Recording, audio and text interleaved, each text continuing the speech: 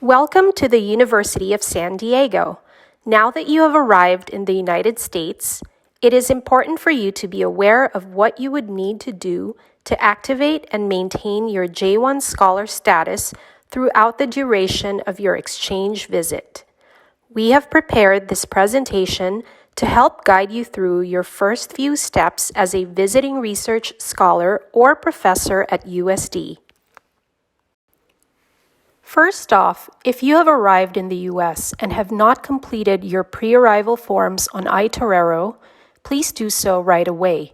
These forms are required in order for us to validate your J-1 record in the SEVIS system. SEVIS stands for Student and Exchange Visitor Information System. It is the database that holds the records of all F and J students and scholars in the U.S. Once we validate the J-1 Scholars record, any J-2 dependence record will also be activated. J-1 record validation is important because it will allow you to remain in the U.S. to pursue your activities as an exchange visitor and will facilitate the application process for certain things such as a Social Security number or a California driver's license. Part of what you would need to upload on iTorero is a form called I-94, which is basically your admission record. Your I-94 form should indicate that you were admitted to the U.S. under J-1 status. You might also notice that your admission period indicates D/S. This stands for Duration of Status, which means that you are allowed to remain in the U.S. for as long as your exchange program has not ended. Note that your program dates are clearly indicated on the form DS 2019. If you notice any errors on your form I-94, please contact your OISS advisor to receive instructions on how to get this corrected. Once we validate your J-1 record, we will provide you with a travel signature on your form DS 2019. This travel signature will allow you to re-enter the U.S. under J-1 status, should you depart for a brief period, for as long as your J-1 program has not expired. It is valid for 1 year from the date it was issued. Furthermore, in regards to travel, please note that your J-1 visa must still be valid upon your planned return to the U.S. as a J-1 scholar. Brief periods of travel outside the U.S. while on your J-1 exchange visit are okay, but if you will be gone for more than 30 days, it is good practice to notify your advisor ahead of time. Now let's discuss how you can maintain your J-1 status while in the U.S. as a J-1 scholar. First, be sure to report any change of address or contact information to your OISS advisor within 10 days of the change, as we will need to make this update on your SEVIS record. Second, make sure to maintain the proper health insurance coverage. J-1 regulations mandate that a certain level of health insurance coverage must be maintained by J-1 exchange visitors at all times while in the U.S. on their exchange visit. Do not let your health insurance coverage expire. If you have any questions regarding this requirement, or you are interested in obtaining health insurance coverage through USD, please consult with your OISS advisor. Third, please be sure to have a valid passport at all times.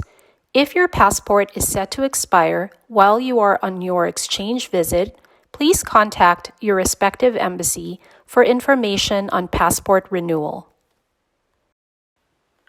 Fourth, do not engage in unauthorized employment. Be aware that unauthorized employment is considered a serious violation of your visa status. J-1 scholars and professors employed by USD are not permitted to engage in employment with an outside entity on a continuous basis.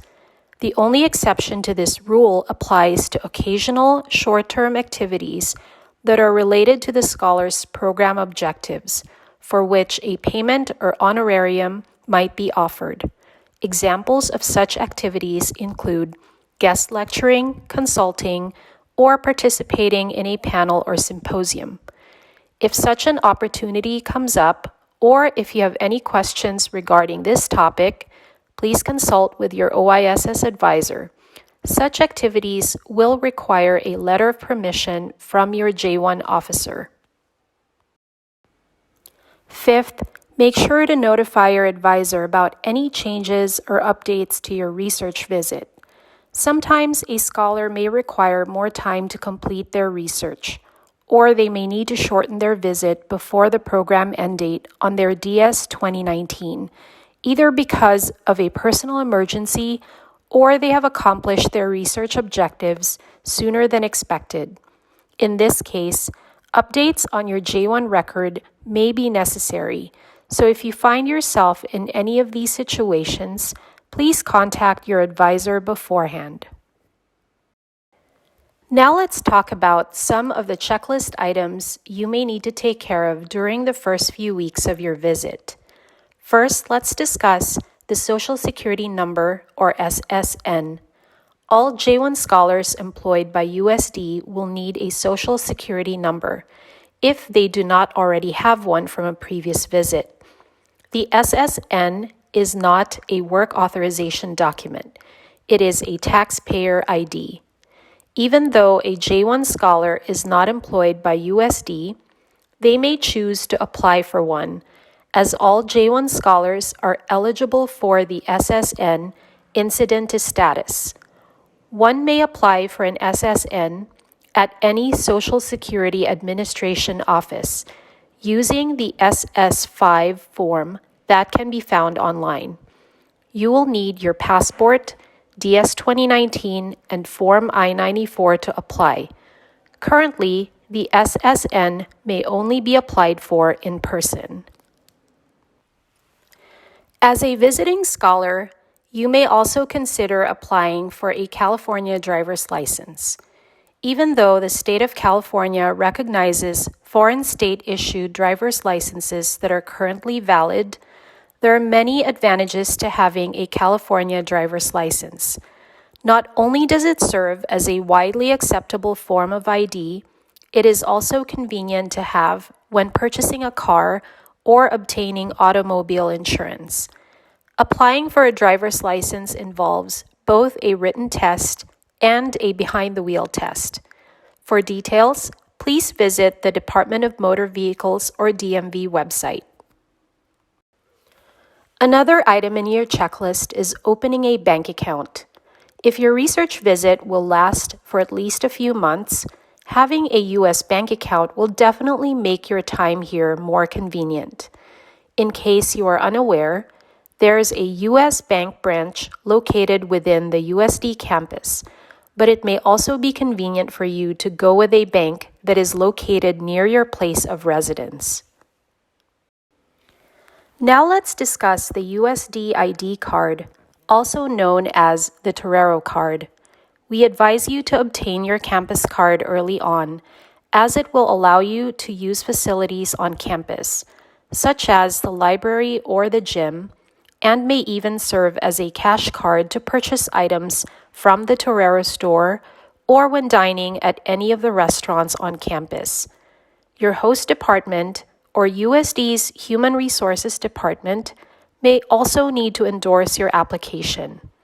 For information on how to get your ID, please go to the USD website and search for Torero card. Additionally, you might also consider getting a campus parking permit if you plan on driving and expect to be on campus fairly frequently on a weekly basis. Please visit USD's Office of Parking Services website for information on how to obtain a parking permit. And that is everything for this presentation. We hope this information serves as a guide for you during your first weeks as a J-1 scholar and for the remainder of your time at USD. For questions on your J-1 status and your exchange visit that are not covered by this presentation, please contact your J-1 officer at OISS or your host department advisor.